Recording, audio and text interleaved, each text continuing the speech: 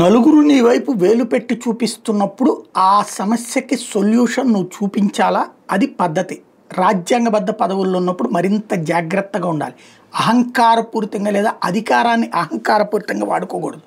ఎన్నికల సంఘాన్ని సుప్రీంకోర్టు అడిగింది ఏదైతే ఎస్ఐఆర్కి సంబంధించి, దాంట్లో ఏదైతే లిస్ట్ ఆఫ్ రిమూవ్డ్ ఓట్స్ ఏదైతే ఏడీఆర్స్ పిటిషన్ నేపథ్యంలో అసోసియేషన్ ఆఫ్ డెమోక్రటిక్ రిఫార్మ్స్ వాళ్ళకి ఇవ్వండి ఆ తొలగించిన ఓట్లు అంటే ఈసీ ఏమంటుంది, అది ప్రత్యేకించి మేము పబ్లిష్ చేసి ఇవ్వాల్సిన అవసరం లేదు, అది మా రూల్స్లో లేదు అని చెప్తోంది. నువ్వు రాజ్యాంగబద్ధ పదవే, మేము రాజ్యాంగ పదవి, మా దాంట్లో జోక్యం చేసుకోవద్దని పరోక్షంగా చెప్తోంది. అదే సందర్భంలో booth level list already missing ఫామ్స్కి సంబంధించి ఇచ్చున్నాము అని చెప్తోంది.